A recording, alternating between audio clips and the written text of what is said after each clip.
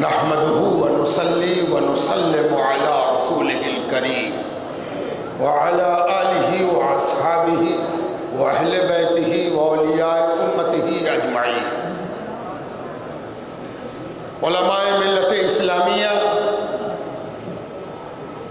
محترم حافظ صاحب، چیئرمین صاحب، چیف ایگزیکٹو افسر صاحب،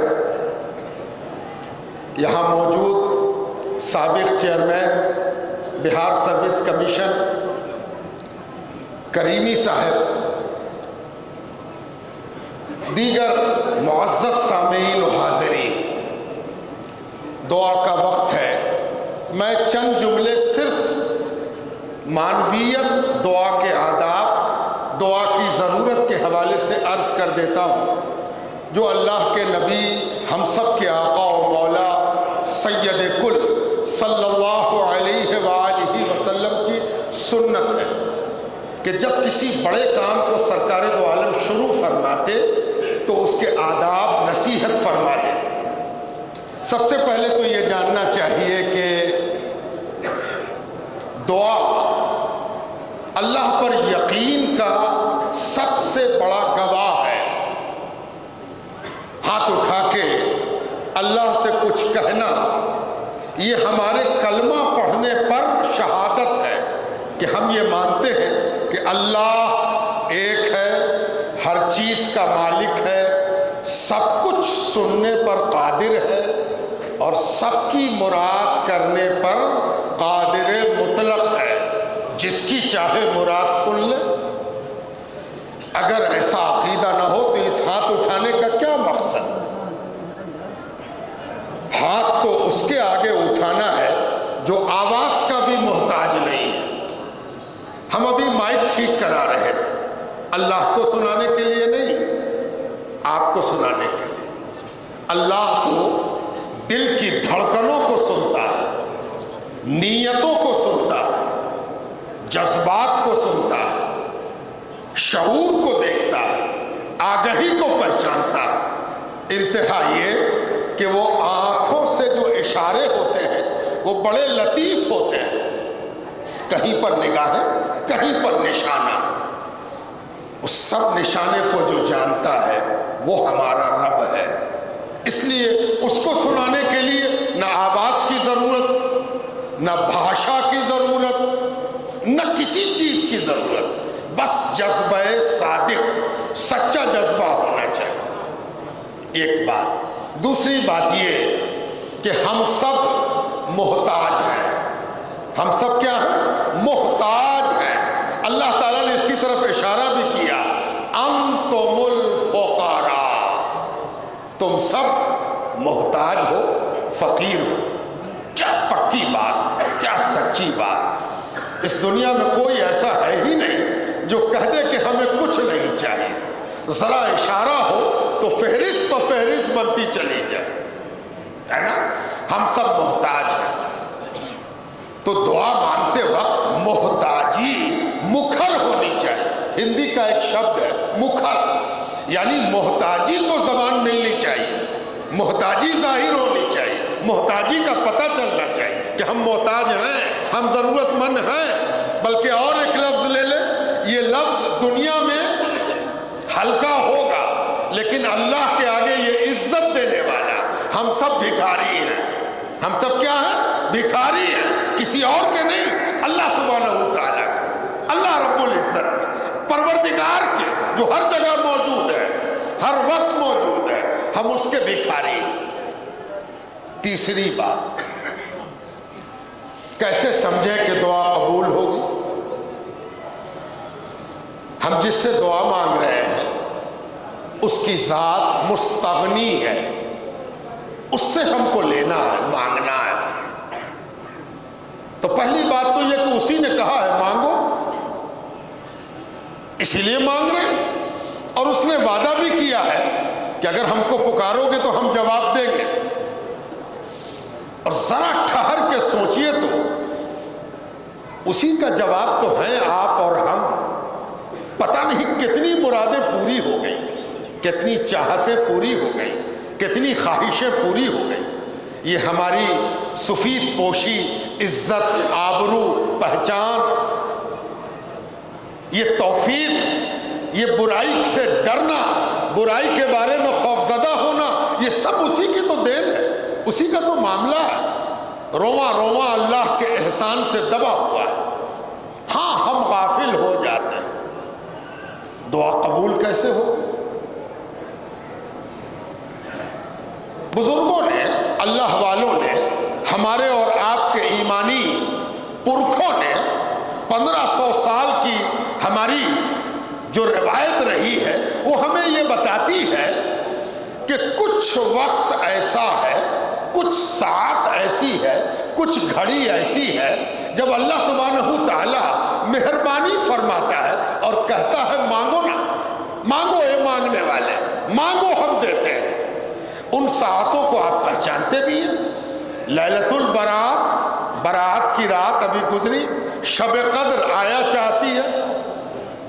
ایک ساتھ ایسی بھی ہے، بزرگوں کا اس بات پر اجماع ہے، متفقہ فیصلہ ہے، سرو سمت ہے ہمارے بزرگ، ہم سب کے بزرگ۔ کس بات پر سرو سمت ہے؟ کہ ایک گھڑی اور آتی ہے اور وہ ہمارے عمل سے آتی ہے۔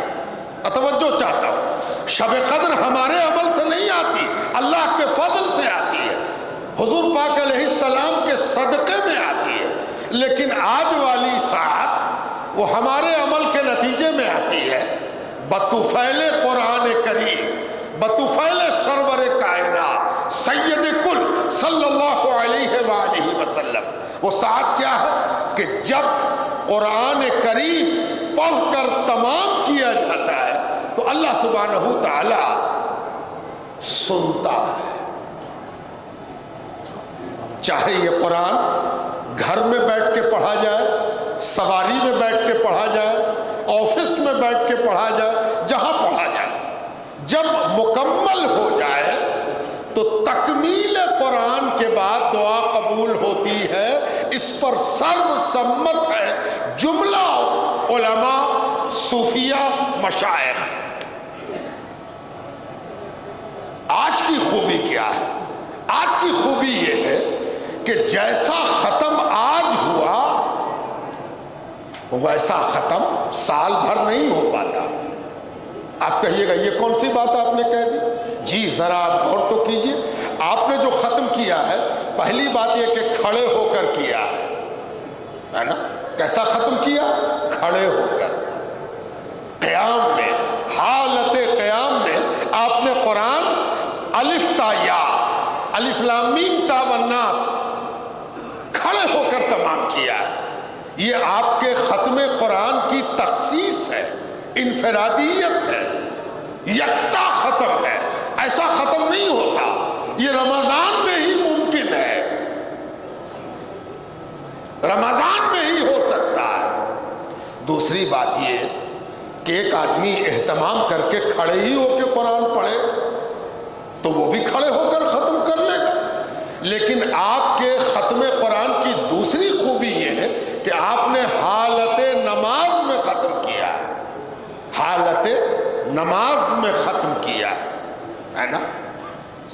تیسری بات یہ کہ آپ نے سنا ہے، پڑھنے والے نے پڑھا ہے، اور ہمارے ائمہ یہ فرماتے ہیں کہ سننا بھی پڑھنے جیسا ہے، سننا بھی پڑھنے جیسا ہے۔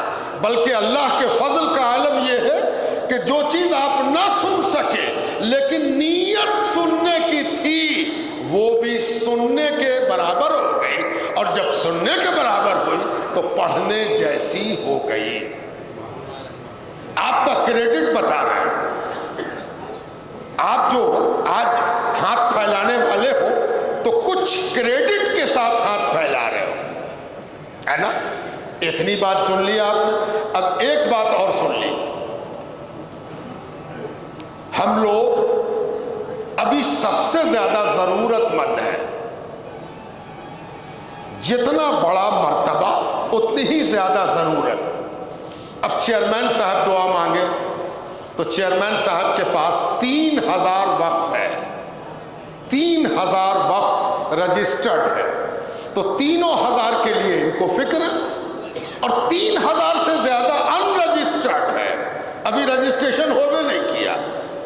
پتہ نہیں ہم لوگ کس وحشت میں ہیں کہ ہمیں یہ احساس نہیں ہے کہ جلدی سے جلدی اپنی جائیداد کا ہم رجسٹریشن کرا لیں، تو اس کی بھی چنتا ان کو ہے۔ تو ان کی دعا میں تو کہاں سے کہاں تک وسعت ہے، کشادگی ہے، کتنی لمبی فہرست ہے، کتنی چنتا ہے، کتنا منن ہے۔ اسی اعتبار سے آپ اور ہم، کوئی جوائنٹ فیملی چلاتا ہے، کسی کے بال بچے ہیں، کسی کی دکان ہے، کسی کا مکان ہے، بہت ساری فکر ہے۔ ایک فکر آپ کو اور ہونی چاہیے کہ آپ ایک عالمی پہچان رکھتے ہیں، ویشوک پہچان ہے آپ کی۔ دنیا کا کوئی کونا ایسا نہیں جہاں آج تراویح کی نماز نہ ہو رہی ہو یا ہو چکی ہو، ہے نا؟ کل ہوگی، پرسوں ہوگی۔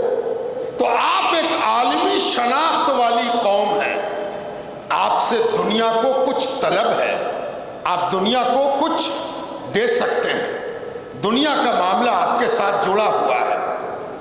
اور اس دیش میں آپ اتنی بڑی سنکھیا میں پائے جاتے ہیں کہ پوری دنیا میں آپ کی بھارتیہ مول کی سنکھیا، یعنی ہندوستانی مسلمانوں کی تعداد دنیا میں سب سے زیادہ ہے، کوئی ملک میرے مقابلے میں نہیں ہے۔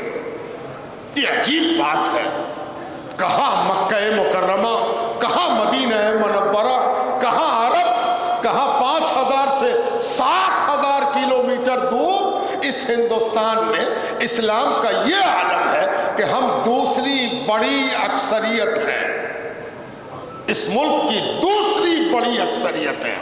جدھر نظر ڈالیے گا ہم ہی ہم ہیں، ہے نا؟ آنکھ بند کر لے، اندھا ہو جائے، کانا ہو جائے، ہے نا، رتوندی ہو جائے، تبھی انکار کر سکتا ہے۔ لیکن آنکھ اگر کھلی ہوئی ہے تو ہم کو بلایا نہیں جا سکتا۔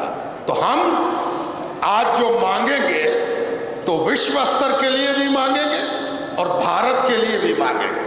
بھارت میرا دیش، یہاں کا سمویدھان، یہاں کی پرمپرا، یہاں کا وہ رنگ ڈھنگ جس میں میرا بھی کنٹریبیوشن ہے، جس میں ہم سب کا کنٹریبیوشن ہے، اس کو کیسے بچایا جائے، اللہ سے کیسے مانگا جائے کہ اللہ اس ملک پر اپنی مہربانی کر دے۔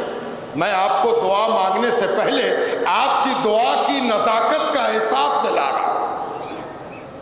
اب ختم، دعا مانگیں گے، لیکن ایک بات اور کہہ دیں جو میری دینی ذمہ داری ہے، اگر ہم نہیں کہیں گے تو ہم قصوروار ہوں گے، اور آپ کو یہ بات پسند نہیں ہوگی کہ ایک آدمی آپ کے سامنے قصوروار ہو جائے۔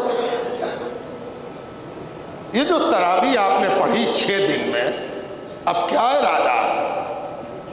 6 دن کے بعد بوجھا پٹک دیا آپ نے، کام ختم، آزاد ہو گئے، اب باقر خانی ہے اور شیر چائے ہے اور گپ ہے اور سڑک کا نہیں، یہ صحیح نہیں ہوگا۔ آپ کی وجہ سے ہم جواب دہ ہوں گے، ہم سے پوچھا جائے گا کہ تم بھی تو گئے تھے دعا کرانے، تو تم راضی تھے ان سے؟ میں آپ کے 6 دن سے تب راضی ہوں گا جب باقی 24 دن بھی آپ تراویح کے بارے میں سوچیں گے، ہے نا؟ پکی بات طے ہے، آپ راضی ہیں؟ میں یہ نہیں کہتا کہ آپ بہت لمبی تراویح پڑھیے، سورہ تراویح پڑھیے، لیکن اپنی مسجدوں کو آباد کیجیے۔ آپ اسٹوڈنٹ ہیں، آپ کو وقت نہیں ملتا، کون کہتا ہے کہ آپ کہیں جائیے؟ آپ فرض مسجد میں پڑھ لیجئے، اپنی تراویح آ کر جتنی سورتیں یاد ہیں اسی سے اپنے کمرے میں پڑھیے۔ کمرے میں پڑھی ہوئی اکیلے میں جو نماز ہے وہ اس بھیڑ سے زیادہ بعض دفعہ افضل ہوتی ہے نا؟ کبھی بھیڑ افضل ہوتی ہے، کبھی تنہائی افضل ہوتی ہے۔ بعض نمازیں بھیڑ میں پڑھی جائیں تو افضلیت ہے، اور بعض نمازیں اکیلے میں پڑھی جائیں تو افضل ہے نا؟ تو یہ پکا رہا کہ ہم لوگ 6 دن میں کام ختم نہیں کریں گے، बोझा नहीं पटकेंगे। हम लोगों को आगे भी तरावी बाकी रखनी है। एक बार आपने तेजी से कुरान सुन लिया, अब जरा ठहर के भी कुरान सुन लीजिए, है ना। कभी कभी फास्ट ट्रेन पर भी बैठता है आदमी, कभी कभी पैसेंजर पर भी बैठना चाहिए, ताकि ये अंदाजा हो सके कि देश का इंफ्रास्ट्रक्चर किधर जा रहा है ना। सिर्फ राजधानी पर घूमने से नहीं होगा। तब इसलिए हम सब ये वादा करते हैं कि आज जो हम तरावी खत्म कर रहे हैं तो कुरान को रख नहीं रहे हैं, कुरान से हमारा रिश्ता उसवार हो रहा है, पक्का हो रहा है, सच्चा हो रहा है, तब ठीक है ना। तब अब दुआ का वक्त है। एक बात और सुन ली, इस भीड़ में आपको लग रहा होगा कौन है, सब यही स्टूडेंट है, दुकानदार है, कोई मौलाना भी है, हाफिज साहब भी है, रिक्शे वाला भी है, टायर में हवा भरने वाला भी है। मालूम है आपको कि दुआ कैसे कबूल होती? कभी कभी कोई एक आदमी ऐसा होता है, एक आदमी है ना, जिसको ना हम जाने ना आप जानिए, सिर्फ उसकी मौजूदगी हम सब के दुआ की कबूलियत का जरिया बनती है। इसलिए अगल बगल वाले का ध्यान रखिए, किसी को कमतर न जानिए, बल्कि दीन तो हमें सिखाता है कि बगल वाले को अपने से ज्यादा अच्छा माना। कोई अच्छा होगा, पता नहीं वो कौन हो, पता नहीं वो कौन हो, फटे लिबास में हो, मामूली लिबास में हो, है ना, लेकिन अल्लाह ताला की निगाह में उसका क्या मर्तबा हो वो अल्लाह ही जानता है। इसलिए जब दुआ मांगने पर आए हो तो किसी से बैर मत रखो, किसी से झगड़ा न रखो, किसी से बैर, किसी से उलझन न पैदा करो, सबसे राजी हो जाओ। कहो अल्लाह हम तेरे बंदों से राजी हैं और तेरे बंदों के हवाले से तुझसे मांगते हैं, काश कि तू अपने किसी ऐसे बंदे के तूफैल जो तेरी निगाह में अजीज हो मेरी दुआ कबूल कर, है ना। अब इस माहौल के साथ आइए हम सब दुआ को हाथ उठाएं।